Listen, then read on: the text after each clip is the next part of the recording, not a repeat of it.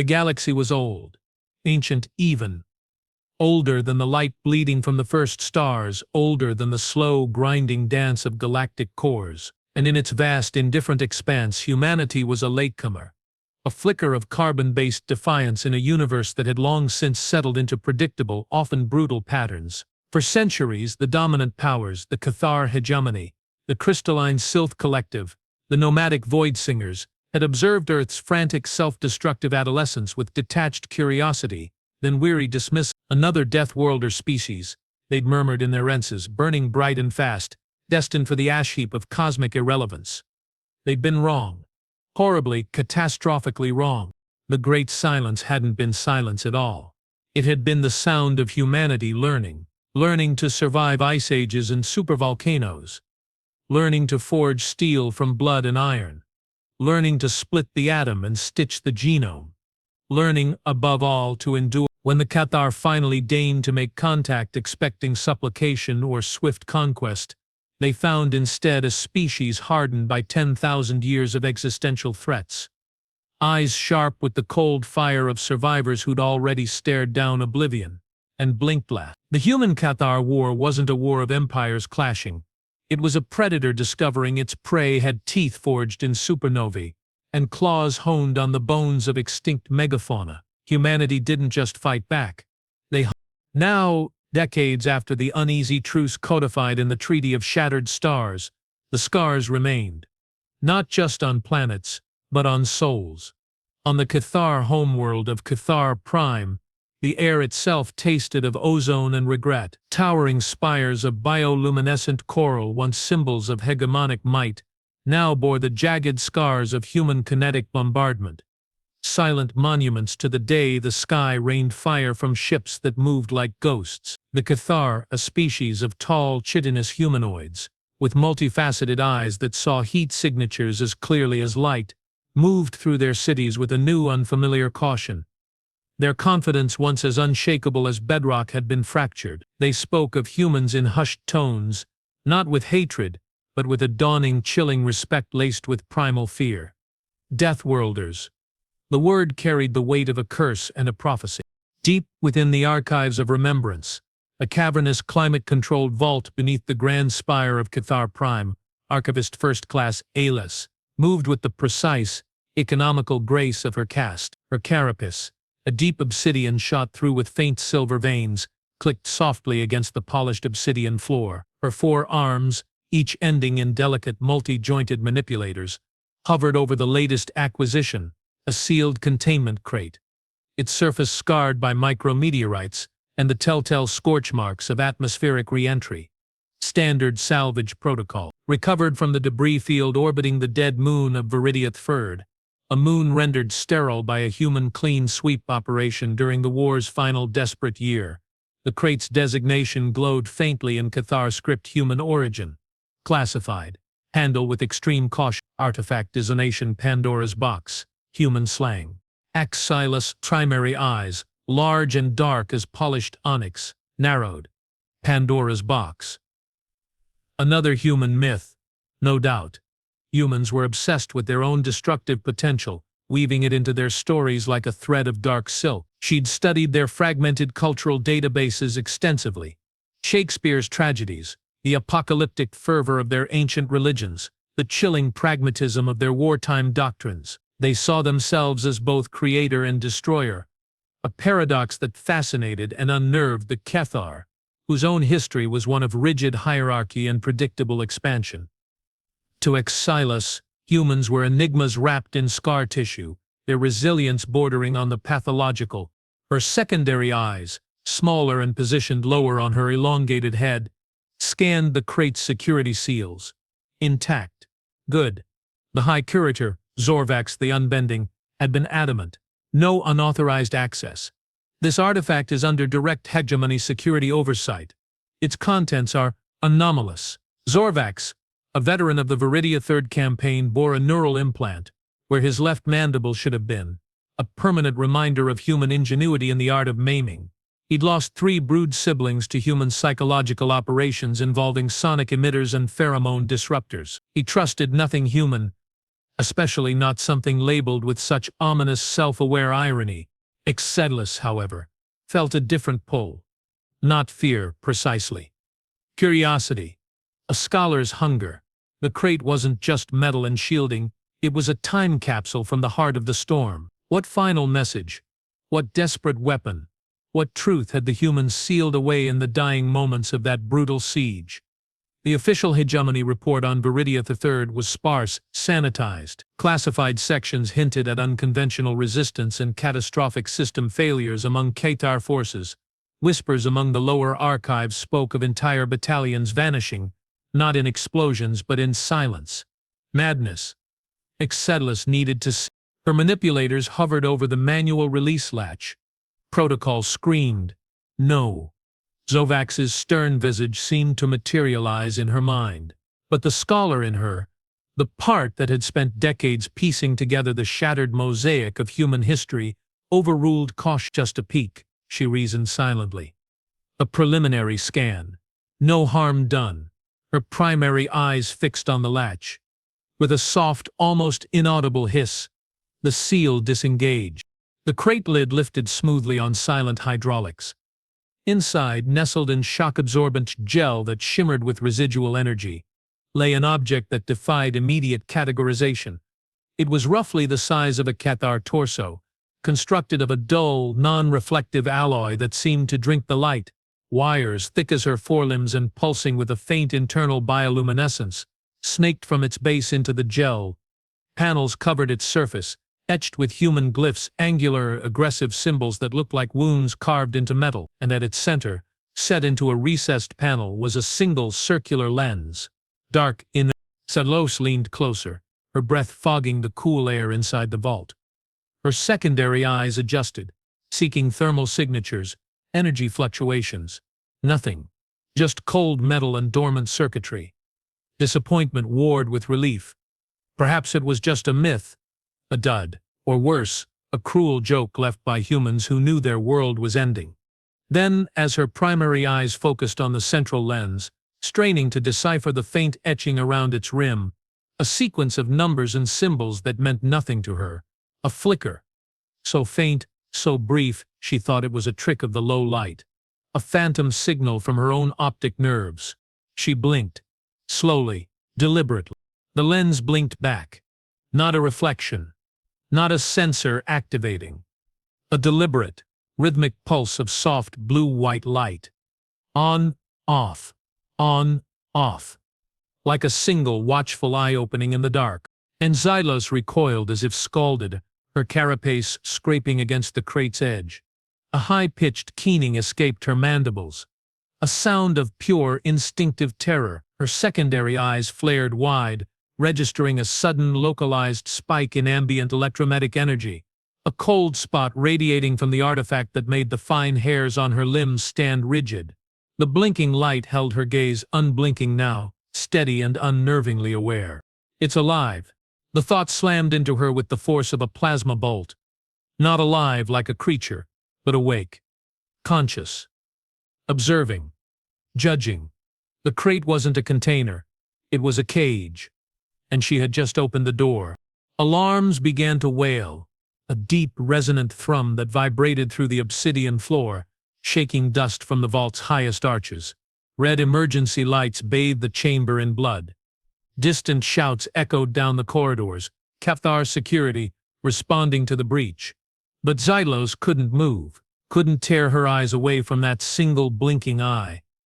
It held the cold, ancient intelligence of the void itself, and within its depths she saw the ghostly reflections of burning cities, screaming soldiers, and the terrible, unyielding will of a species that refused to die quietly. The artifact wasn't just watching her. It was remembering. The alarms weren't just sounding in the archives. They were screaming across Qatar Prime. Within minutes of Xylos's unauthorized access, Hegemony security swarmed the Grand Spire like angry insects. Zorvax the Unbending arrived not with guards but with a full tactical squad. Sleek, armored warriors, whose chutton plates hummed with active camouflage fields. Their multi-lensed helmets scanning for threats both physical and digital. His neural implant glowed a dull, angry red. Archivist Silas. Silas. A Silas. Orvax's voice was a rasp amplified by his implant, cutting through the siren's wail. Step away from the artifact. Now! Silas flinched, but didn't move. Her eyes remained locked on the blinking lens. It blinked. High Curator, she whispered, her voice trembling. It saw me. Zorvax's mandibles clenched. Nonsense. Human tech is crude, reactive, not sentient. But his own secondary eyes darted nervously towards the crate. He'd seen the reports from Viridia III. The madness. The disappearance. He'd felt the unnatural chill that clung to the moon's surface long after the battle ended. He'd known something was wrong. Secure the artifact. Full quarantine field. Now, the tactical squad moved with lethal efficiency. Energy nets snapped into place around the crate, crackling with contained power. Heavy-duty restraints clamped onto its base, but as the lead warrior reached to seal the lid, the blinking light flared, once intensely bright, bathing the vault in an eerie cold blue. The warrior froze mid-motion, his helmet sensors overloading in a shower of sparks. He let out a choked gurgle, his limbs locking rigid before he collapsed, twitching to the floor. Panic erupted. Weapons snapped up, targeting the crate. Zorvax roared. Hold your fire. You'll destabilize it. He knew human weapons often had failsafes, booby traps woven into their very design. Shooting it could be suicide. Sharp blows finally tore her gaze away, her mind racing. Sentient, or just a sophisticated trap, but the feeling of being watched had lingered, a cold finger tracing her spine. High Curator, she said, her voice gaining strength. We cannot contain it like this.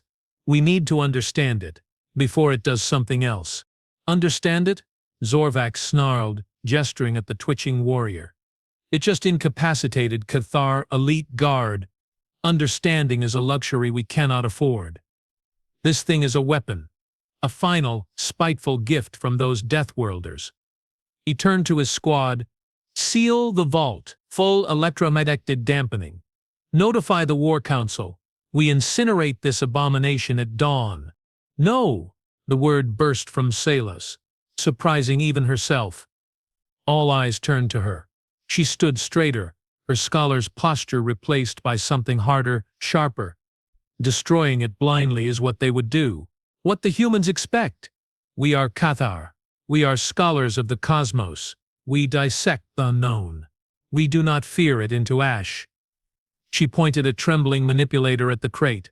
This artifact. It blinked. It acknowledged my presence. That is not random. That is communication. Or the precursor to it. If we destroy it, we destroy the only key we have to understanding the true nature of our enemy, and perhaps the true cost of our victory. Zorvax stared at her, his multifaceted eyes unreadable. The War Council would demand destruction, safety. But Salas, she spoke the language of the archives, the language of knowledge, and the memory of Viridia III. The screams over the comms that turned to static, the soldiers who walked into vacuum without their suits, it haunted him. Was this artifact the source? Or just a symptom? Very well, he grated, the words tasting like ash.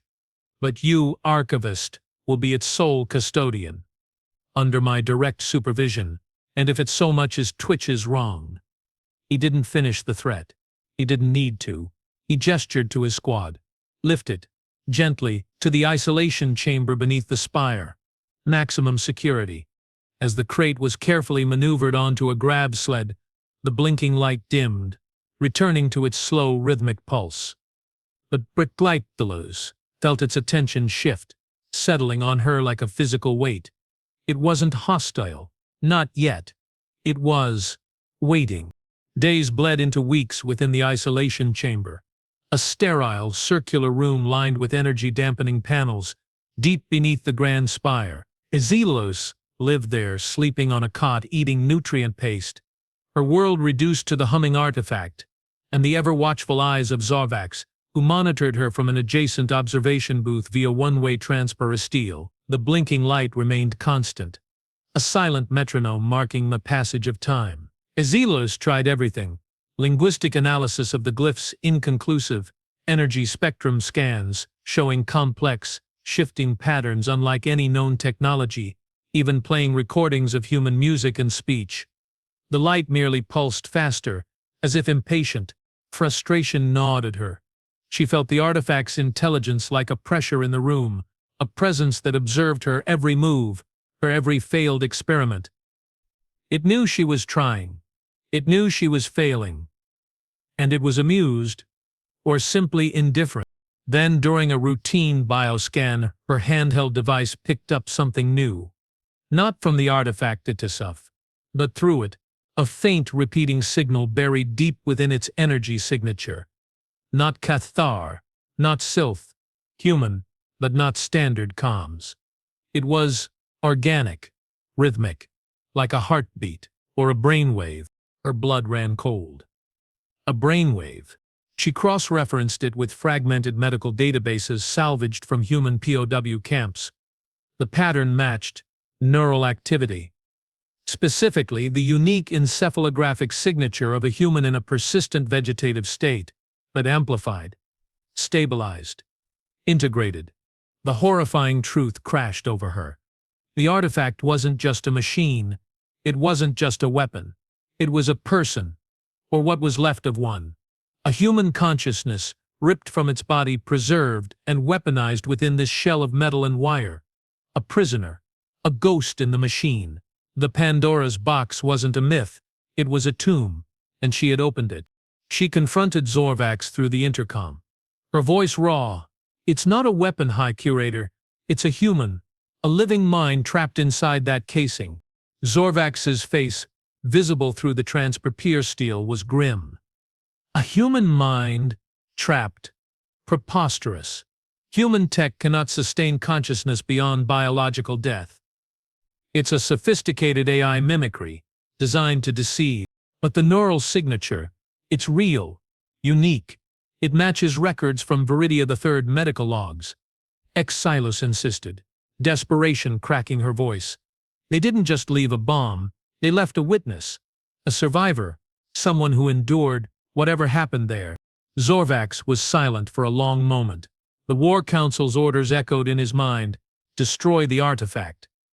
Eliminate the threat. But Xylos's words, they resonated with the nightmares he'd carried since Viridia III. The reports of soldiers reporting whispers in the static, of seeing human faces in the smoke. Had they been hallucinating? Or had they sensed this presence? "Show me," he finally said, his voice low. "Prove it." Xylos spent the next 48 hours working feverishly. She jury-rigged a neural interface, bypassing standard protocols, using salvaged human biosensors. It was dangerous, potentially lethal if the artifact lashed out, but it was the only way. She connected the leads to the artifact's primary access port, then to her own neural implant, a risky procedure that could fry her own mind. Taking a deep breath, she initiated the link. The world dissolved, not into data streams or code, but into sensation. Cold metal against skin that wasn't there. The crushing pressure of vacuum, the acrid taste of burnt wiring and ozone, and pain, an ocean of pain deep and ancient, radiating from a core of loneliness, profound, soul-crushing loneliness.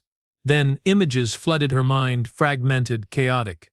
A human woman, face smudged with grime, eyes wide with terror and determination, working frantically at a console inside a crumbling bunker on Viridia III. Alarms blaring, the sky outside the viewport is a maelstrom of fire and debris. Cathar warriors storming the entrance, Chaitin gleaming under emergency lights, weapons raised. The woman slams a final sequence into the console, not a weapon activation, a transfer.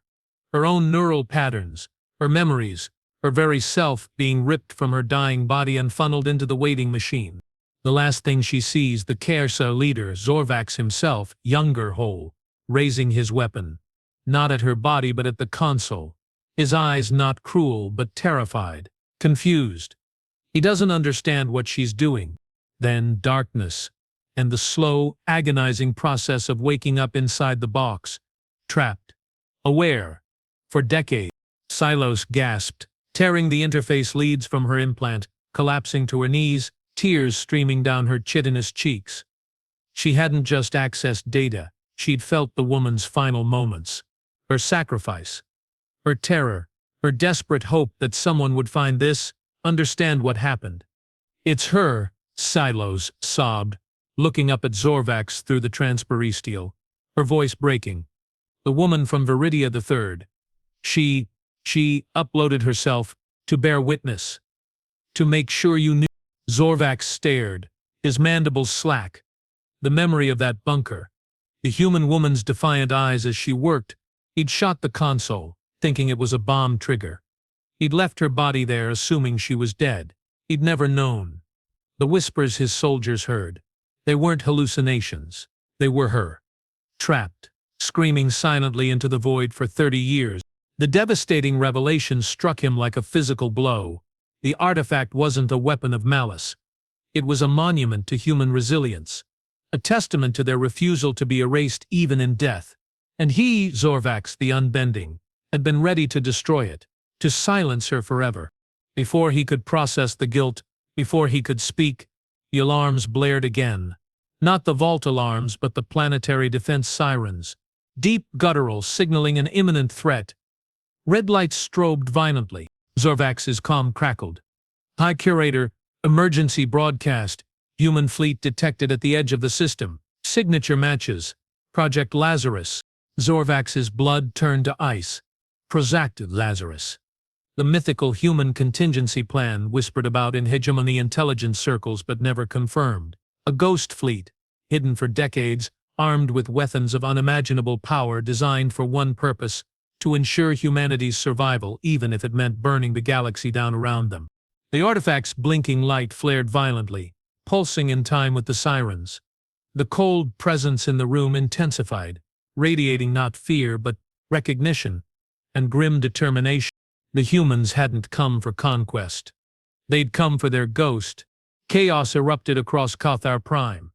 The sky, usually a serene tapestry of swirling nebulas, visible through the planet's thin atmosphere, now churned with the angry red signatures of incoming human warships, not the sleek, aggressive designs of the war era, but something older, heavier, scarred by time and hidden wars, refitted colony haulers and asteroid miners retrofitted with weapon mounts that glowed with unstable energy. The Lazarus Fleet, a fleet of ghosts crewed by the last descendants of those who fled Earth's final hours, carrying the ashes of their world and the unbreakable will to ensure it wasn't forgotten. In the isolation chamber, Silos watched the transparisteel viewport show the distant flashes of orbital defenses engaging. Plasma bolts streaked like angry comets, met by swarms of human drones that detonated in silent, blinding bursts, overwhelming Cathar point defense grids. The artifact's light pulsed erratically, a frantic rhythm that mirrored Silos's own racing heart. It wasn't just observing, it was reacting to the fleet, to the proximity of its own kind. Zorvax burst into the chamber, his armor scorched, his neural implant flickering erratically. "They're targeting the Grand Spire," he roared, his voice raw with urgency. "They know it's here.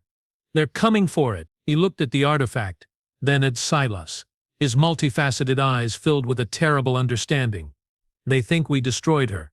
They're here to avenge her, or to reclaim her. We have to protect her." Adelas cried, stepping between Zorvax and the crate. "She's not a weapon.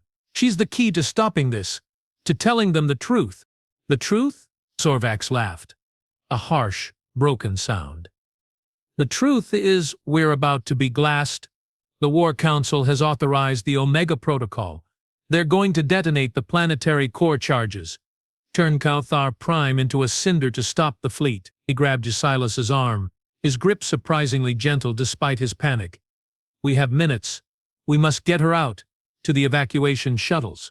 But the artifact's light flared again, blindingly bright. The chamber lights flickered and died. The hum of the dampening field sputtered and vanished. A low thrum, felt more than heard, vibrated through the floor.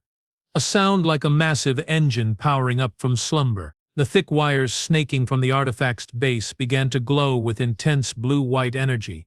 "It's activating," Silos breathed, awe and terror warring within her. Suddenly, the transparisteel wall facing the city shattered inward. not from an explosion but from a focused energy beam that cut through the reinforced material like paper. Silhouetted against the burning sky stood figures in bulky, ancient-looking environmental suits. Humanoid but moving with the jerky, precise motions of powered armor.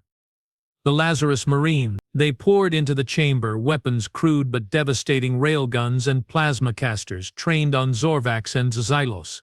Step away from the artifact. A voice boomed through a helmet speaker, distorted but undeniably human. Female. Hardened by decades of survival. Hands where we can see them. Chitin backs. Zorvax raised his hands slowly, his tactical mind assessing the situation. Outnumbered. Outgunned. The artifact was the only bargaining chip. We mean it no harm, he called out, his voice amplified. We seek to protect it. To return it to you.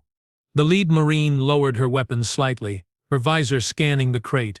Then the blinking light. Protect it? You locked it away. You tried to destroy it. Her voice cracked with emotion. That's Captain Anya Rostova in there. She gave her life so we could escape Viridia. So we could live. And you buried her in a box. Silos stepped forward, ignoring the weapons pointed at her. We didn't know. Not until now. We thought it was a weapon. But it's her.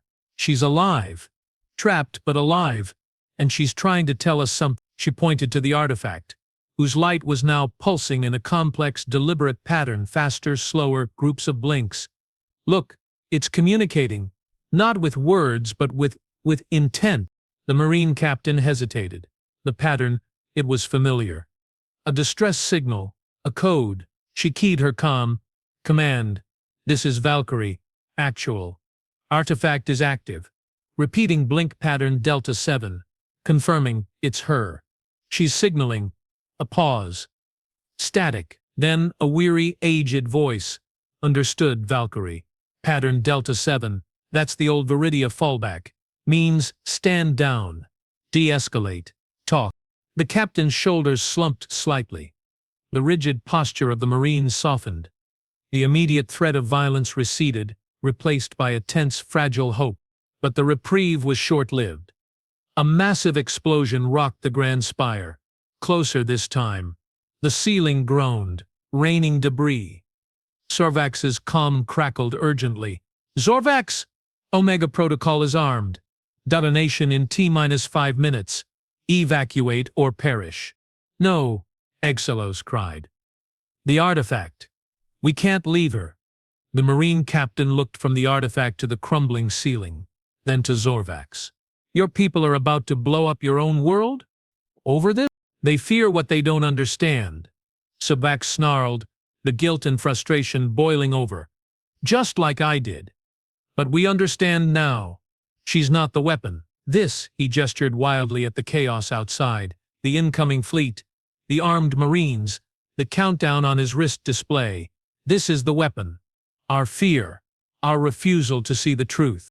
The artifact's light pulsed once, intensely, then dimmed almost to nothing. A wave of profound sadness washed over the chamber, so palpable it brought tears to the eyes of the hardened Marines.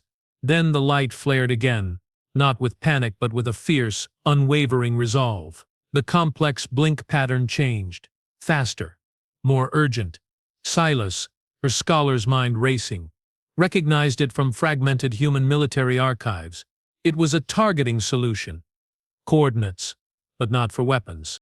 It's showing us where to go, Silas realized. Not to fight, to stop the Omega Protocol. The core charges. The primary control nexus is in the spire's foundation. Level Sigma. Zorvax's eyes widened. Sigma? That's where the War Council is sheltering. They'll never let us near. We don't have a choice, the Marine captain barked. My people can fight our way down, but we need your access codes, back.